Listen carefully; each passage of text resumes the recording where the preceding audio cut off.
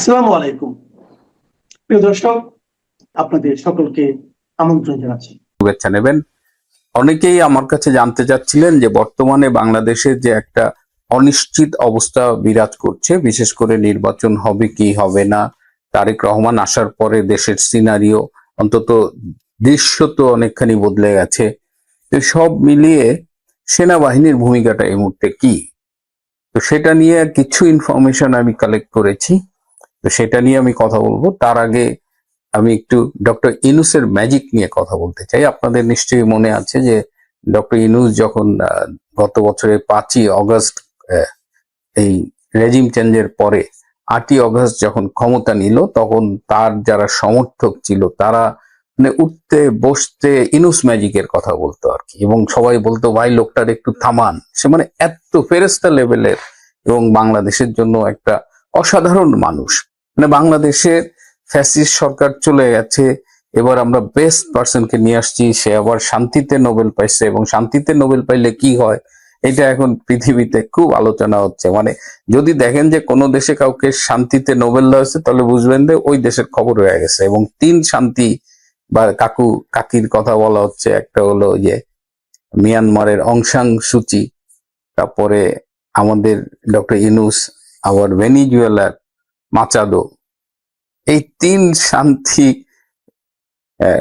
Laureate, Nobel laureate, এরা তাদের দেশের একদম সর্বনাশ করা হচ্ছে আর কি। তো অং সান সুচি আলটিমেটলি ধরা গেছে, এখন জেলে আছে। মাচাদো খুব একটা জনসমর্থন পাচ্ছে বলে মনে হচ্ছে না, যে কারণে ট্রাম্পও তাকে নিয়ে খুব একটা আশাবাদী না। কিন্তু ডক্টর ইউনূস বাংলাদেশের যা পাইন মারার, এটা মাইরা ফেলছে। এই যে আজকে পেপারে দেখলাম যে বাংলাদেশের যে বার্ষিক উন্নয়ন বাজেট, সেটা তিনি আবার 30,000 কোটি টাকা কমাইছে। এবং এই বাজেটটা কোথায় কোথায় কমাইছে? স্বাস্থ্য এবং সামাজিক সুরক্ষা, এই যে স্বাস্থ্য শিক্ষা, পরিবার কল্যাণ, স্বাস্থ্য সেবা, এবং এইখানে 70% বেশি বাজেট, 70% বেশি বাজেট কাট করছে। এবং সামাজিক সুরক্ষা, যেটা শেখ হাসিনা চালু করেছিলেন, বিধবা ভাতা, প্রতিবন্ধী ভাতা, অনেক রকমের মানুষের ভাতা। এবং আমি খুব অবাক হলাম যে মুক্তিযোদ্ধা ভাতা তো ছিলই, সিনিয়র নাগরিকদের জন্য রাষ্ট্র একটা ভাতা দিত আর কি। এরকম এই ভাতাগুলোর পেছনে একটা গল্প আছে। আপনারা জানেন যে আওয়ামী লীগ এক সময় বাকশাল কায়েম করেছিল, এবং বাকশাল অর্থনীতিতেই তারা বিশ্বাস করত। কিন্তু 1992 সালের 19শে মার্চ তারা মুক্তবাজার অর্থনীতিটাকে অ্যাডপ্ট করে তাদের দলীয় অর্থনৈতিক কর্মসূচি হিসেবে। মুক্তবাজার অর্থনীতি আওয়ামী লীগের অর্থনৈতিক কর্মসূচি হিসেবে অ্যাকসেপ্ট করার আগে শেখ হাসিনার একটা কনসার্ন ছিল যে মুক্তবাজার অর্থনীতির মধ্য দিয়ে কি আমার যে সাধারণ মানুষ, দেশের সাধারণ মানুষ, খেটে খাওয়া মানুষ, দরিদ্র শ্রেণী, তাদের প্রোটেকশনটা কিভাবে সরকার দেবে, রাষ্ট্র দেবে, এটা একটা কনসার্ন তার ছিল। এবং এইটার জন্য তিনি আমেরিকায় গিয়ে বিভিন্ন অর্থনীতিবিদদের সাথে ডে লং মিটিং করেছেন।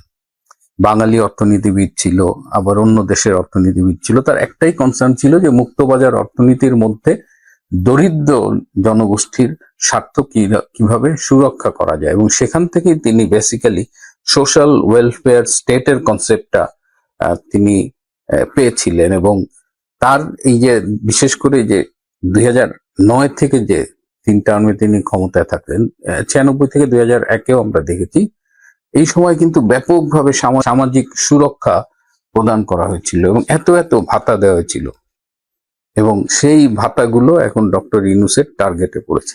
এই যে বাচ্চাদের স্কুলে ফিডিং হয়, স্কুলে খাবার দেয়, সেই স্কুল ফিডিংটার বাজেট 50% কমায় দিছে। Can you imagine? Sheikh Hasina একটা মানে আমি যে অস্ট্রেলিয়া থেকে কথা বলছি, আমরা একটা সোশ্যাল ওয়েলফেয়ার স্টেট, কানাডা একটা সোশ্যাল ওয়েলফেয়ার স্টেট।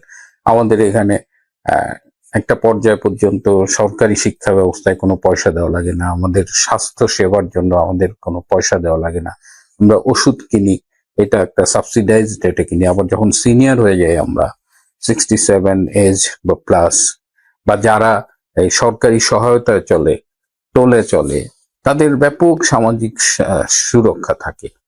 তো এই কনসেপ্টটাই কিন্তু বাংলাদেশে চালু করেছিল, কিন্তু ডক্টর ইউনূস তিনি আসলে তিনি তো বাংলাদেশের যে আয়, সরকারের যে আয়, যে রাজস্ব আয়, এই আয়গুলো তো তার একদম কমে গেছে। সুতরাং তিনি এখন জনগণের উপরে ট্যাক্স বাড়াচ্ছেন, ডেভেলপমেন্ট বাজেট কাটছাট করছেন। তারপর তখন মনে হচ্ছিল যে হায় রে ইউনূস ম্যাজিক।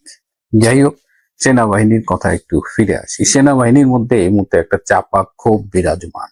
সেনাবাহিনী মানে তারা এই যে 12ই ফেব্রুয়ারি যে নির্বাচনটা করার প্ল্যান করা হচ্ছে, এই নির্বাচনটা একটা বিতর্কিত নির্বাচন নিঃসন্দেহে যদি হয়। তো সেনাবাহিনী, অধিকাংশ সেনা কর্মকর্তা চাচ্ছে না যে এরকম একটা বিতর্কিত নির্বাচনে সেনাবাহিনী অংশ নিক, এবং সেনাবাহিনী এই বিতর্কের অংশ হয়ে মানে তারা ধিকৃত হবে। ডেফিনেটলি তাদের রোলটা নিয়েও তো সমালোচনা হবে। তো জেনারেলি তারা এটা চাচ্ছে না। তারা বিভিন্ন ভাবে এটা জেনারেল ওয়াকারকে জানিয়ে দিয়েছে। জেনারেল ওয়াকারের সমস্যা হলো যে তিনি মানে আপনি যা বলবেন তিনি সুন্দর করে শুনবেন, তিনি তার কথা বলবেন, আপনার কথা প্রশ্নের উত্তরে বা আপনার কনসার্নের তিনি উত্তর দেবেন, কিন্তু এগুলো শোনা বলার পরে তিনি কোনো কাজ করবেন না। মানে ব্যাপারটা এরকম যে শুনলাম, বললাম এবং শেষে বসে বসে আঙ্গুল চুষলাম। তিনি বসে বসে আঙ্গুল চষে এবং সেনাবাহিনীটাকে তিনি এমন ভাবে বিতর্কিত করেছেন যে সেনাবাহিনীর যে একটা মান, সম্মান, মর্যাদা ছিল, সেটা আমার মনে হয় না যে সেনাবাহিনীর ইমেজ একদম মাটিতে মিশে গেছে। এর মধ্যে আবার সেনাবাহিনীর মধ্যে এই গোলাম আজমের পুত্র, এই ব্রিগেডিয়ার, যিনি একসময় বরখাস্ত হয়েছিলেন, এই আজমি আবার সেনাবাহিনীর মধ্যে বিভিন্ন কুপ্রভাব খাটানোর চেষ্টা করছে। এই আজমি তিনি পাকিস্তানি গোয়েন্দা সংস্থা আইএসআই এর পক্ষে কাজ করছেন এবং তিনি পুলিশের প্যারালাল একটা ফোর্স তৈরি করার চেষ্টা করতেছেন। এটা এই বিভিন্ন একটা বিদেশি গোয়েন্দা সংস্থার সূত্রে এটা জানা গেছে, এবং আইএসআই তাকে চেয়েছিল যে বাংলাদেশের ইন্টারিম গভর্নমেন্টের স্বরাষ্ট্র উপদেষ্টা করতে। যা হোক, সেটা আলটিমেটলি পারেনি। তো আর্মিতে এই ব্রিগেডিয়ার আজমির একটা কুপ্রভাব কাজ করতেছে। এই আজমির ব্যাপারে আবার জেনারেল ওয়াকার কোনো ব্যবস্থা নিতে পারে না। এটা শোনা যায় যে জেনারেল ওয়াকার নিজেই আজমির একটা মানে যখন আজমির সার্ভিসে ছিল তখন জেনারেল ওয়াকার তার ভাবশিষ্য ছিল আর কি। এই জেনারেল ওয়াকার আজমিকে আর্মির ফান্ড থেকে 5 কোটি টাকা গিফট করছে। সেই টাকা দিয়ে আবার আজমি একটা বাড়ি বানাইছে।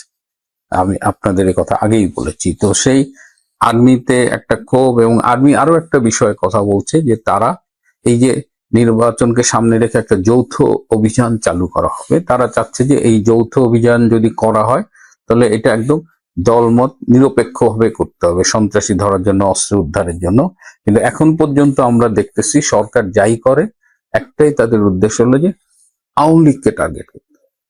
এই আওয়ামী লীগ নিধন ছাড়া তাদের আর এই যে এত এত থানা লুট হলো, এত অস্ত্র লুট হলো, এই অস্ত্রের কত শতাংশ এ পর্যন্ত উদ্ধার হয়েছে সেটা আপনারা আমার চাইতে ভালো জানেন।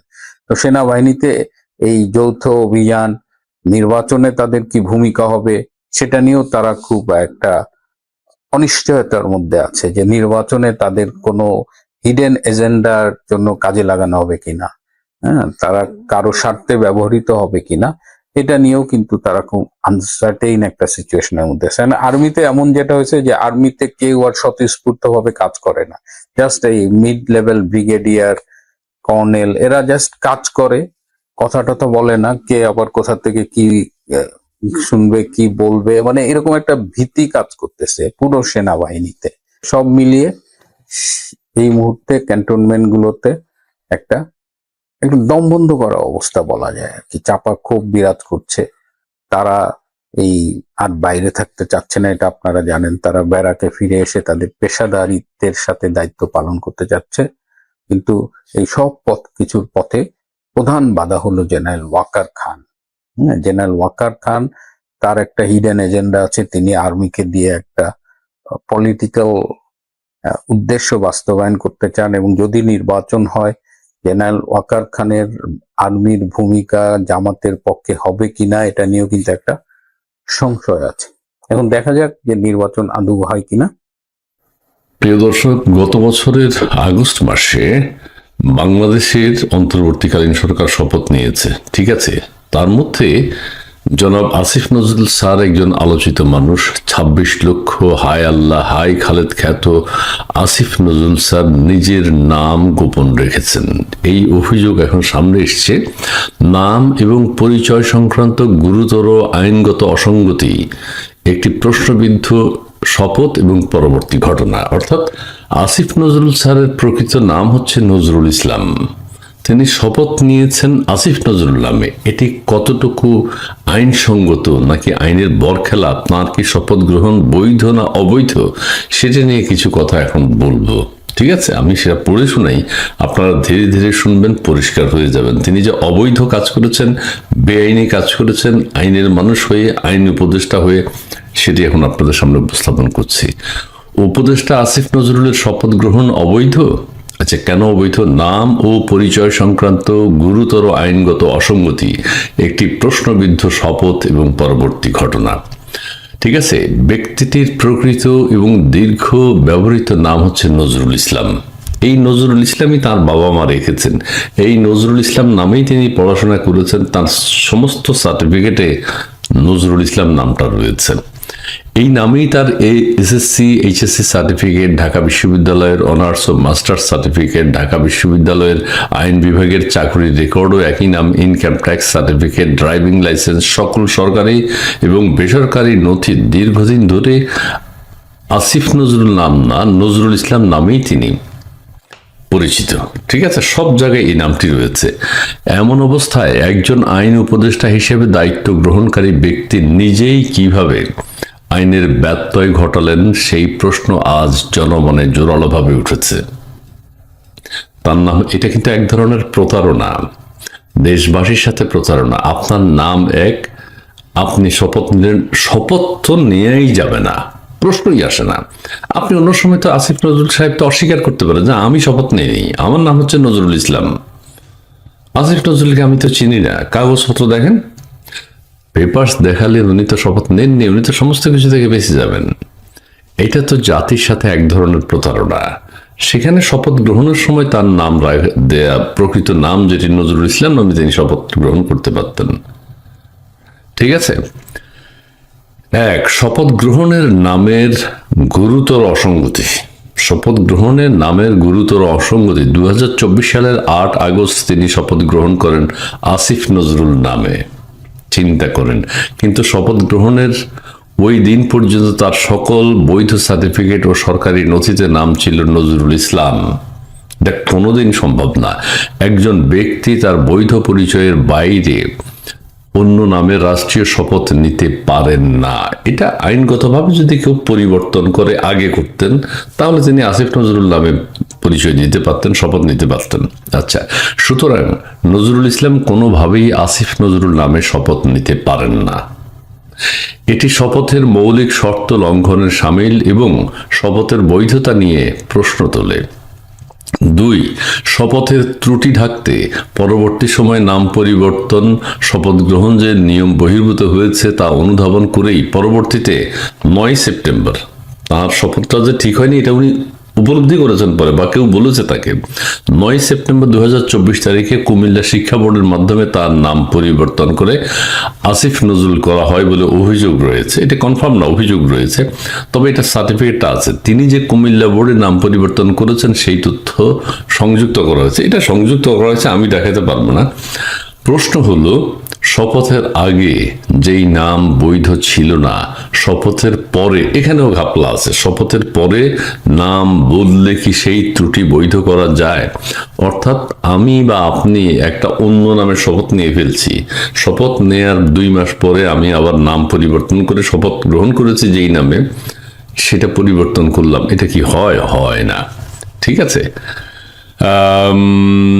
যায় না। চাকুরিরত ব্যক্তির নাম পরিবর্তন স্পষ্ট নিয়ম লঙ্ঘন। শিক্ষা মন্ত্রণালয় ও শিক্ষা বোর্ডের সুস্পষ্ট নীতিমালা অনুযায়ী কোনো চাকুরিতে কর্মরত ব্যক্তির নাম ও বয়স সংশোধন করা যায় না।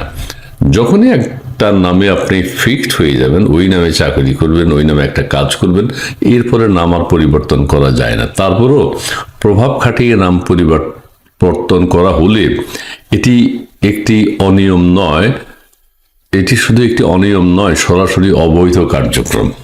যেটা আসিফ নজরুল সাহেব করেছেন, এতে সংশ্লিষ্ট ব্যক্তি ছাড়াও কুমিল্লা শিক্ষা বোর্ডের চেয়ারম্যান ও সংশ্লিষ্ট কর্মকর্তারা এই অনিয়মের অংশীদার হিসেবে প্রশ্নবিদ্ধ হবেন। হ্যাঁ, যারা গত বছরের সেপ্টেম্বরে আসিফ নজরুল সাহেবের নাম পরিবর্তন করে নজরুল ইসলাম থেকে আসিফ নজরুল করেছেন, তারাও আইনের আওতায় আসবেন। 4, শপথ বাক্যে সরাসরি মিথ্যা পরিচয়। শপথ গ্রহণের সময় তিনি উচ্চারণ করেন, আমি আসিফ নজরুল শপথ গ্রহণ করিতেছি যে, অথচ সেই সময় তার বৈধ নথি অনুযায়ী নাম ছিল নজরুল ইসলাম। চরম অবৈধ কাজ করেছেন, চরম প্রতারণা করেছেন জাতির সাথে, আইনের সাথে। অর্থাৎ রাষ্ট্রীয় শপথের মুহূর্তেই পরিচয় নিয়ে সরাসরি অসত্য ঘোষণা করা হয়েছে, যা নৈতিকতা ও আইনের দৃষ্টিতে অত্যন্ত গুরুতর। পরিষ্কার উপসংহার হচ্ছে, একজন সাধারণ নাগরিকের ক্ষেত্রে যা গুরুতর অপরাধ বলে গণ্য হয়, হ্যাঁ, আপনি বা যে কেউ হইলে এটা গুরুতর অপরাধ হতো, কিন্তু একজন আইন উপদেষ্টা সেই কাজ করলে প্রশ্ন ওঠে আরো গভীরভাবে। আমরা করলে, সাধারণ মানুষ যারা, আমরা করলে এক ধরনের অপরাধ এটি, কিন্তু আইনের লোক, বিচক্ষণ মানুষ বা যে কোনো গুরুত্বপূর্ণ কর্মকর্তা যদি এই কাজটি করেন, সেই অভিযোগ আরো মারাত্মক। আমি হয়তো ভুলবশত করতে পারি, আমি একজন প্রতারক হিসেবে স্বীকৃত হব, কিন্তু ওনার কি পানিশমেন্ট হবে? উনি জেনে বুঝে আইনের লোক হয়ে করেছেন। এখন প্রশ্ন, জনগণের কাছেই এই ধরনের পরিচয় গোপন ও নিয়ম বহির্ভূত শপথ কি গ্রহণযোগ্য? জাতির বিবেকের কাছে প্রশ্ন। আইনের রক্ষক হয়ে কেউ যদি নিজেই আইন লঙ্ঘন করেন, তাহলে বিচার হবে কার কাছে বা বিচার চাইবে কার কাছে? এই বিষয়গুলো নিরপেক্ষ তদন্ত ও আইনি পর্যালোচনার দাবি রাখে। জি, আমি সোশ্যাল মিডিয়া এটি পেয়েছি, আপনারাও পাবেন, কিন্তু ঘটনাটা সত্য। আমরা আসিফ নজরুল সাহেবকে আসিফ নজরুল নামেই চিনি। উনি সব জায়গায় হায় আল্লাহ আমি আসিফ নজরুল এবং 26 লক্ষ খ্যাত আসিফ নজরুল ইসলাম ওনার বাবা মা নাম রেখেছেন, কিন্তু বৈধভাবে উনি নামটা পরিবর্তন করার নেই। যেহেতু পরিবর্তন করার নেই, আসিফ নজরুল নামে তার শপথ গ্রহণ কোনোভাবেই মেনে নেওয়া যায় না। এটি অবৈধ কাজ করেছেন তিনি, জাতির সাথে প্রতারণা করেছেন। বিশেষ করে বিএনপি, জামাত, এনসিপি, বর্তমান অন্তর্বর্তীকালীন সরকার স্টাবলিশড করেছে, ফ্রান্স থেকে এবং আমেরিকা থেকেও স্টাবলিশড করেছে যে ভারতের সাথে শুধুমাত্র আওয়ামী লীগের সম্পর্ক, ভারতের সাথে শুধুমাত্র শেখ হাসিনার সম্পর্ক। এখন দেখব বিএনপির কোনো সম্পর্ক আছে কিনা ভারতের সাথে, এবং বিএনপির যে সম্পর্ক আছে সেটি প্রকাশ করব কিছুক্ষণের মধ্যেই। আপনারা জানেন এনসিপি বা বর্তমান অন্তর্বর্তীকালীন সরকার বা জামাতে ইসলাম বা বিএনপি কোনো প্রতিবাদ করেছিল কিনা ভারতের সাথে? বেগম জিয়া বা বিএনপির যে সম্পর্ক, আমি বলি, বেগম জিয়ার তিনি যখন ইন্তেকাল করেন এবং তারপরে বিভিন্ন দেশের প্রতিনিধিরা বাংলাদেশে এসছে, শোক জানিয়েছে, শ্রদ্ধা জানিয়েছে, সম্মান জানিয়েছে, স্মরণ করেছে, ঠিক আছে। ভারতের পররাষ্ট্রমন্ত্রী এসছেন, এস জয়শঙ্কর, তিনি আবার নরেন্দ্র মোদীর বার্তা নিয়ে এসছেন। সেই বার্তাটা কি? তারেক রহমানের কাছে শোক বার্তা। দুই দেশের সম্পর্ক সুদৃঢ় করায় খালেদা জিয়ার অবদান গুরুত্বপূর্ণ, নরেন্দ্র মোদী। এখন দুই দেশের মধ্যে সম্পর্ক সুদৃঢ় করেছে যখন বিএনপি ক্ষমতায় ছিল 91-এ এবং 2001-এ। সেই অবদানের কথা নরেন্দ্র মোদী স্বীকার করছে, এস জয়শঙ্কর স্বীকার করছে, এবং রাজনাথ সিং, যিনি বাংলাদেশ হাই কমিশনে গিয়ে স্বাক্ষর করেছেন, তিনিও বলছেন বেগম জিয়ার ভীষণ অবদান রয়েছে ভারত বাংলাদেশ সম্পর্ক উন্নয়নে। এখন এই কথাটা তো বিএনপি প্রত্যাখ্যান করে নাই। তারা তো বলতে পারতো, না না, এই অপবাদ দিচ্ছেন কেন আমাদেরকে, ভারতের সাথে কিসের সম্পর্ক? এনসিপি শাহবাগে কোনো আন্দোলন তো করে নাই যে বিএনপিকে জ্বালিয়ে দিব, পুড়িয়ে দিব, ছারখার করে দিব।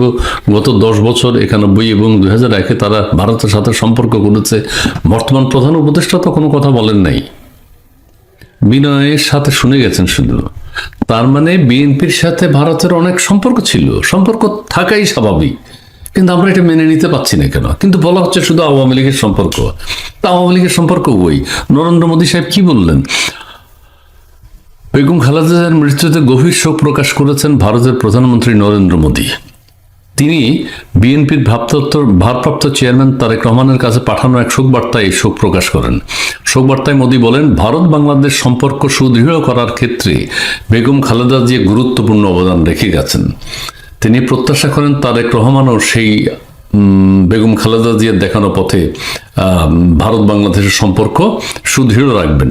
এই যে এই কথাটা, বেগম জিয়া ভারত বাংলাদেশের সম্পর্ক উন্নয়নে গুরুত্বপূর্ণ ভূমিকা রেখেছেন, নরেন্দ্র মোদী কথাটা বলেছে, এটা কি বিএনপি প্রত্যাখ্যান করেছে যে না আমাদের সাথে ভারতের কোনো সম্পর্ক ছিল না? নরেন্দ্র মোদী এটা কি বলে? এনসিপি কি কোনো প্রতিক্রিয়া দেখিয়েছে? রাজুতে আয়, শাহবাগে আয়, এটা কি বলে? নরেন্দ্র মোদীর বক্তব্য তারা প্রত্যাখ্যান করেছে। নরেন্দ্র মোদীর কথা আমরা মানি না, বুঝি না, কি বলে এটা? আচ্ছা, আরো অনেক কথা আছে, অনেক কথা আছে। এস জয়শঙ্করও তা বলেছেন। রাজনাথ সিং কি বলেছে সেটা একটু দেখি। রাজনাথ সিং বাংলাদেশ হাইকমিশনে, দিল্লিস্থ বাংলাদেশ হাইকমিশনে গিয়ে স্বাক্ষর করেছেন। কি জন্য করেছেন? ভারত বাংলাদেশ সম্পর্ক উন্নয়নে খালেদা জিয়ার অবদান চিরস্মরণীয়। তো এখানে তো আওয়ামী লীগের কথা বলে নাই, বিএনপিও সেটা প্রত্যাখ্যান করেনি। বিএনপি বলে নাই যে আমাদের অবদান, কিসের অবদান আপনারা, আপনাদের সাথে কখন অবদান রেখেছি আমরা, তা তো বলেনি। সাবেক প্রধানমন্ত্রী ও বিএনপি চেয়ারপারসন বেগম খালেদা জিয়ার প্রয়াণে গভীর শোক প্রকাশ করে ভারতের প্রতিরক্ষা মন্ত্রী রাজনাথ সিং বলেছেন, দিল্লি ও ঢাকার মধ্যে দ্বিপাক্ষিক সম্পর্ক জোরদারে এই মহীয়সী নেত্রীর গুরুত্বপূর্ণ অবদান সবসময় শ্রদ্ধার সাথে স্মরণ করা হবে। কি, আমরা তো জানি ভারতের সাথে বিএনপির কোনো সম্পর্ক নাই। ফ্রান্স থেকেও বলা হয় ভারতের সাথে বিএনপির সম্পর্ক নাই। আমেরিকা থেকেও বলা হয় বিএনপির সাথে ভারতের কোনো সম্পর্ক নাই, এটা শেষ করে দেবো যার সম্পর্ক হবে। সবাই তো বলছে আওয়ামী লীগের সাথে সম্পর্ক। আওয়ামী লীগ দেশ বিক্রি করে দিয়েছে ভারতের কাছে, সেটার কোনো দলিলপত্র নাই। কি কি কুপ্রস্তাব না, কি কি গোলামীর কি করেছিল, দলিল স্বাক্ষর করেছে ভারতের সাথে বাংলাদেশ, শেখ হাসিনা, সেটারও কোনো প্রমাণ নাই। এখন তারা বলতেছে বিএনপির গুরুত্বপূর্ণ অবদান, বেগম খালেদা জিয়ার গুরুত্বপূর্ণ অবদানের জন্য তাকে চিরস্মরণীয় করে রাখবেন। কি এমন সম্পর্ক ছিল বিএনপির সাথে, বিএনপি যখন সরকারে ছিল ভারতের সাথে? তো নরেন্দ্র মোদী এবং এস জয়শঙ্কর এবং রাজনাথ সিং এর এই বক্তব্যের প্রতিবাদ তো কেউ করেনি যে আপনারা মিথ্যা কথা বলছেন, আপনাদের সাথে আমাদের কোনো সম্পর্ক নাই, ছিল না, থাকবেও না। এইটা তো সাহস করে কেউ বলতে পারেনি। যাই হোক, আমি আর এটা নিয়ে ব্যাখ্যা করবো না। অনেক অবদানের কথা আছে, লেখা আছে বড়, ভিডিওটা অনেক বড় হয়ে যাবে, আমি সেদিকে যাব না। তবে আমার কথা হচ্ছে যেটা, সারা পৃথিবীর সমস্ত দেশের সাথে কূটনৈতিক শিষ্টাচার থাকতে হবে, সম্পর্ক থাকতে হবে, এটাই স্বাভাবিক। আওয়ামী লীগ হোক, বিএনপি হোক, জাতীয় পার্টি হোক, যেই হোক, জামাত তো ভারতে বসে আছে, ভারতের বিরুদ্ধে একটা টুশব্দ উচ্চারণ করা এখন আর করলো আই ওয়াশ করার জন্য, যে দলীয় স্বার্থে বলে, কিন্তু ভারতকে নমনম করতে হয়। আবার ভারতও বাংলাদেশের সাথে সুসম্পর্ক রাখবে, এটাই স্বাভাবিক, এটাই প্রত্যেক দেশের পররাষ্ট্রনীতি হওয়ার কথা। কিন্তু আমাদের এখানে যে আওয়ামী লীগ দিয়ে দিল, ভারতের দিয়ে দিল সবকিছু, ভারত নিয়ে গেল সবকিছু, কি রে ভাই, কই নিয়ে যাওয়া দিয়ে যাওয়া নয়, আমাদের স্বার্থ রক্ষিত হচ্ছে কিনা সেটা দেখতে হবে, ওদের স্বার্থ রক্ষিত হচ্ছে কিনা ওরা সেটা দেখবে। কাজেই এখন আমি এই কথাগুলো এই জন্য বলেছি, বিএনপির জন্য, বিএনপির যে ভালো কাজটি, এটা ভালো কাজ, বিএনপি সুসম্পর্ক রেখেছে, ভালো কাজ। কিন্তু আমাদের দেশে তো এটা সুসম্পর্ক ধরা হয় না। আমাদের দেশে হয় ভারতের কাছে বাংলাদেশ বিক্রি করে দিচ্ছে, তাহলে বিএনপিও বিক্রি করেছে, এটার প্রতিবাদ করো না কেন? ভারতের মতো একটা দেশের সাথে আমাদের বেগম খালেদা জিয়া বা বিএনপির যোগাযোগ ছিল সরকারে থাকা অবস্থায়। কাজেই এইসব উল্টাপাল্টা কথা বলে, অযৌক্তিক কথা বলে বিষয়টাকে, দুই দেশের সম্পর্ককে নষ্ট করার কোনো মানে হয় না। আমরা এখন টুকটাক দুই একজন যে যারা কথা বলে, তারা কোনো কথা বলা মানে মনে হয় ভারতের পক্ষে বলতেছে। ভারতের পক্ষে আমাদের দরকার নাই তো, কারোই বলার দরকার নাই।